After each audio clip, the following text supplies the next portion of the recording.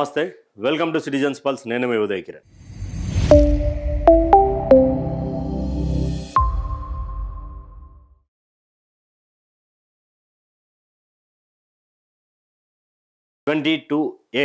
నగర ప్రజలను భయపెడుతున్నటువంటి ఒక నెంబర్. అసలు ఏంటి 22A? కాంగ్రెస్ పార్టీ ఎందుకు దీన్ని ప్రధానంగా 22A కింద కొన్ని సబ్ రిజిస్ట్రేషన్లు ఆగిపోయినాయి? అసలు 22A ఏం చెప్తుంది అనేది మాట్లాడుకుందాం. అయితే 22A సామాన్యుల పట్ల ఒక పెను శాపంలా మారింది, ఒక భూతంలా చూస్తూ ఉన్నారు. ఇన్ని రోజులు హైడ్రా వస్తుందంటే ఒక దయ్యం ఇంటి మీదకి వస్తే ఎట్లా వస్తుందో హైడ్రాని అట్లా చూసిర్రు.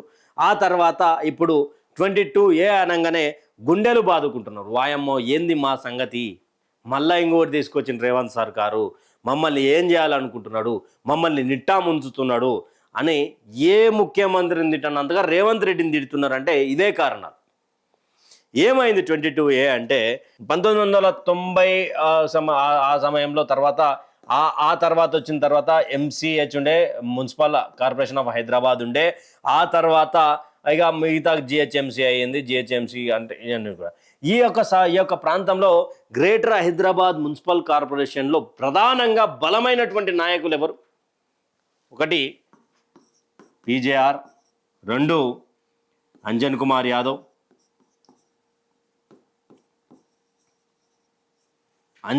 అంజన్ కుమార్ యాదవ్, PJR, ముఖేష్ గౌడ్. వీళ్ళంతా కూడా అంటే ఆ 1990 అని కాదు, వీళ్ళంతా కూడా ప్రధానంగా బలమైనటువంటి నాయకులు ఈ యొక్క గ్రేటర్ హైదరాబాద్లో. దీంట్లో PJR వచ్చేసి ఇప్పుడున్నటువంటి 5 నియోజకవర్గాలు, అప్పుడు ఒకటే నియోజకవర్గం, అది జూబ్లీ హిల్స్.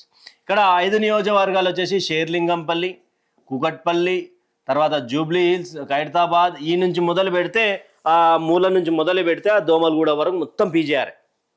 ఆ రోజులల్లా ఏమనుకున్నారు, పోరంబోకు భూములు ఉంటే చూసిరా, ఆ పోరంబోకు భూములను పేదలకు ఇవ్వాలా, హైదరాబాద్లో వలస వచ్చినోనికి ఇవ్వాలా. ఎంతెంత ఇవ్వాలా?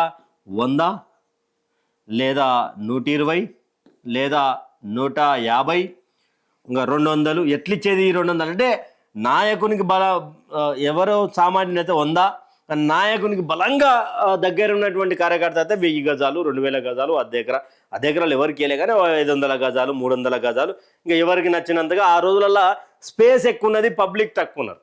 ఆ రోజుల్లో పోడు భూములు, ఇవన్నీ పూరంబోకు భూములు, ఇవన్నీ కూడా ప్రభుత్వ భూములు ఉండే. అప్పుడు ఈ కంపషెట్లు గింపషెట్లు అంత ఉంటుండే. ఎప్పుడు 1990, 85, 80 ఆ సమయంలో. ఇక్కడ 1990 ప్లస్ వేసుకోవచ్చు, ఇక్కడ మైనస్ వేసుకోవచ్చు. ఆ రోజులల్లా బలమైనటువంటి నాయకుడు అప్పటి కాంగ్రెస్ పార్టీ CLP నేత PJR. ఒకవేళ PJR కనుక బతికి ఉంటే 2009 వరకు, ఆయన 2010-11 వరకు బతికి ఉంటే ఆయన ముఖ్యమంత్రి అయ్యేటోడు తెలంగాణ నుంచి.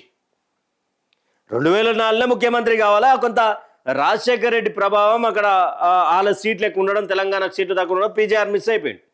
ఇక్కడ ముఖేష్ గౌడ్ ఏమన్నా చిన్న మనిషి అంటే ఆయన కాదు, ఆయన కూడా పేదల పాలిట పెద్ద పెద్ద భూములు ఇచ్చినటువంటి వ్యక్తి. అంజన్ కుమార్ యాదవ్ భూములు ఇచ్చినటువంటి బలమైనటువంటి నాయకత్వం కదా. ఆ రోజు మీరే కదా భూములు ఇచ్చింది. ఎందుకు అంత మాట్లాడుతున్నాం, ఎందుకు వీళ్ళ గురించి చెప్పుకుంటున్నామంటే 22A హైదరాబాద్లో కొన్ని ప్రాంతాలలో ఈ యొక్క నిషేధితమైనటువంటి సర్వే నెంబర్లను బ్లాక్ చేసేసారు. కలెక్టర్ల ద్వారా బ్లాక్ అయిపోయినాయని కూడా కొంత సమాచారం అందుతున్నది. సబ్ రిజిస్టర్లు నెత్తిని నోరు కొట్టుకుంటారు. ఏం చెప్పాలా రిజిస్ట్రేషన్ చేయకుండా? సామాన్యులు వచ్చి రిజిస్ట్రేషన్ చేస్తారు, నా బిడ్డ పేర్లు ఉందని నా ఇల్లు అమ్ముకుంటున్నా, మరి రిజిస్ట్రేషన్ చేస్తే బాగుంటుంది, ఇక నా పైసలు వస్తాయి అంటే లేదమ్మా రిజిస్ట్రేషన్ అయిపోయింది. అసలు ఇది 22A అంటే ఏంది? నిషేధితమైనటువంటి ప్రాంతము లేదా ప్రభుత్వ భూమి కింద తీసుకునేటువంటి భూమి 22A ఇది చెప్తుంది. అందుకే మేము చేయలేము. అసలు 22A ఎందుకు వచ్చింది అసలు అంటే గతంలో మరి రిజిస్ట్రేషన్ చేసింది అధికారులే కదా. ఆ అధికారుల కంటే ముందు ఇంకో డాక్యుమెంట్ చేసినటువంటి వాళ్ళు కూడా అధికారులే కదా. ఈరోజు దిల్సుఖ్నగర్ అయితే ఏముంది, ఉప్పల్ అయితేనేముంది, ఇప్పుడు Serilingampally, Kondapur, Gachibowli high voltage cities. ఎక్కడైతే గజం 3 లక్షలు 2 లక్షల రూపాయలు ఉన్నటువంటి ఏదైతే ప్రాంతాలు ఉన్నాయో ఆ ప్రాంతాలలో 22A అమలు పరచాలని ప్రభుత్వం తీసుకున్నటువంటి నిర్ణయం ఇది. అమ్ముకొని బిడ్డ పెళ్లి చేసుకుందాం అనుకున్నటువంటి వానికి పెళ్లి ఆ ఇల్లు అమ్ముడు పోతలేదు, బిడ్డ పెళ్లి చేస్తలేడు. ఉండనీకే ఇంటున్నాం, ఇల్లు ఎప్పుడొచ్చి కూలగొడతాడని భయంతో బతుకుతున్నారు సామాన్యులు. ఇంకొక ఎగ్జాంపుల్ చెప్తా. దానికి సంబంధించి 30 ఏళ్ళ కింద అంటే 1995లో ఒక ఒక ఒక కుటుంబం వచ్చేసి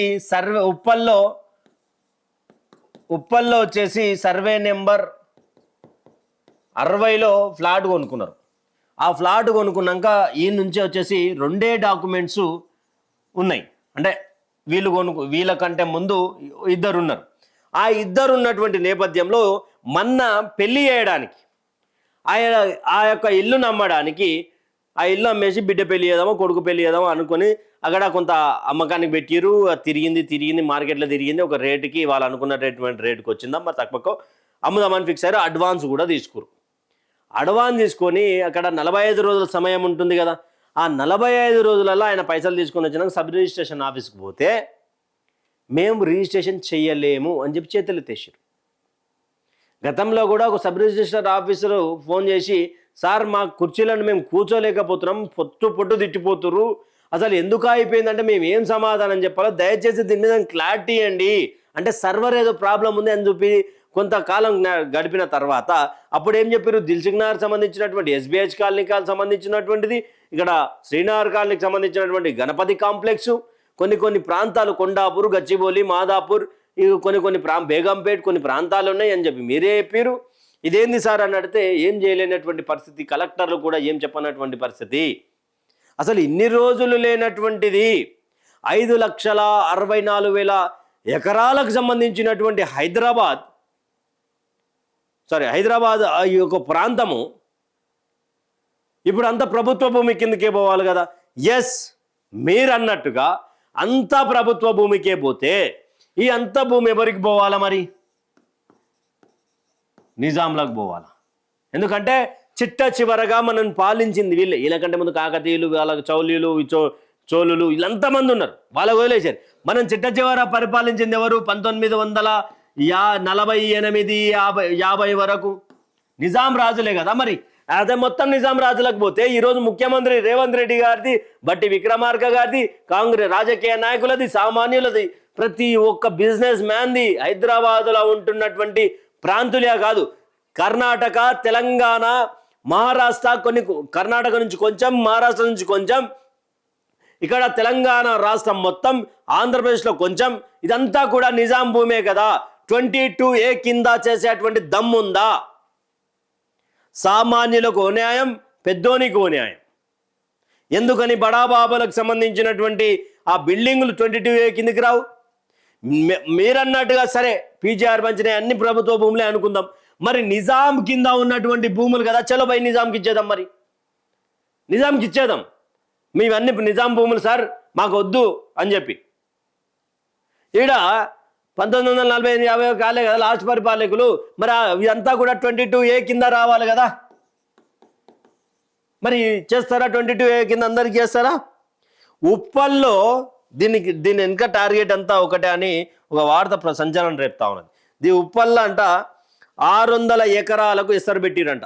ఏడా ఉప్పల్ల 600 ఎకరాలకు ఎసరు అని చెప్పేసి కూడా ఒక వార్త ప్రధానంగా వినిపిస్తున్నటువంటి విషయం. 22A కింద పెట్టి 600 ఎకరాలు కొల్లగొడదామనే ఆలోచన ఉందని చెప్పి మాట్లాడుతున్నటువంటి నేపథ్యం. తర్వాత ఈ యొక్క దీనికి సంబంధించినటువంటి ఉదాహరణకు వచ్చేసి ఇక్కడ అధికార యంత్రాంగం కూడా అసలు ఎవరికి సమాధానం చెప్పలేకపోతుందంట. అంటే 22A కింద చేస్తే మనము ఏ విధంగా మాట్లాడుకోవచ్చు అంటే, అసలు ఏదైనా మనం చెప్పిందే న్యాయం, మనం చేసిందే ధర్మం కదా. కాంగ్రెస్ పార్టీకి సంబంధించింది అట్లే ఉంటుంది కదా. ఇక తర్వాత డిటిసిపి లేఅవుట్లున్నా, హెచ్ఎండిఏ పర్మిషన్లున్నా, గతంలో రిజిస్ట్రేషన్ చేసినటువంటి అన్ని పేపర్లున్నా అయినా కూడా ఈరోజు 22A కిందకి వస్తుంది. సామాన్యుల భూములకు ఎస్ఆర్ఐ కన్నీరు గార్పించేటువంటి ప్రయత్నం కాంగ్రెస్ చేస్తుందా అనేది తెలియాల్సినటువంటి పరిస్థితి ఉంటుంది.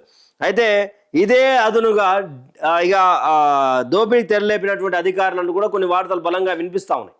ఆ తర్వాత ఎన్ఓసి తీసుకురారి, ఎల్ఆర్ఎస్ తీసుకురారి, ఆ పేపర్ తీసుకురారి, ఈ పేపర్ దాని మనువడ నోట్ల అది ఏది పడితే అది అడిగితే వాళ్ళు ఏం తీసుకుపోయినా కూడా ఇది 22A కిందని చెప్తున్నారంట.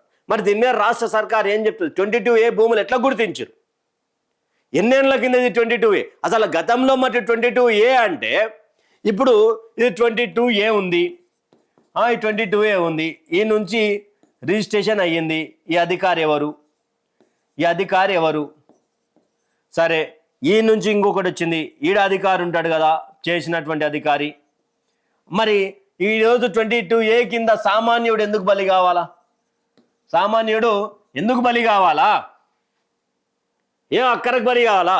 మరి ఈ యొక్క అధికారులకు సంబంధించినటువంటి ఆస్తులు జప్తీ చేసుకొని వీళ్ళకి సామాన్యులకు చేశారు కదా, ఆ యొక్క సామాన్యునికి పైసల రూపకంగా మరి పేమెంట్ చేస్తారా? ప్రభుత్వ ఉద్యోగి ఆ రోజు ఉన్నటువంటి పరిస్థితులను రిజిస్ట్రేషన్ చేసిండు. మరి తప్పు వీళ్ళదా అవుతుంది కదా. ఆ రోజు ప్రభుత్వాలే పర్మిషన్లు ఇచ్చినాయి కదా, ప్రభుత్వాల తప్పు అవుతుంది కదా. మరి అధికారులది ఆ రోజు ఉన్నటువంటి ప్రభుత్వానిది ఆస్తులు జప్తీ చేసి సామాన్యులకు ఇస్తారా? 22A అని చెప్పి భయాందోళనకు గురి చేస్తూ ఉన్నటువంటి సర్కార్ ఇది.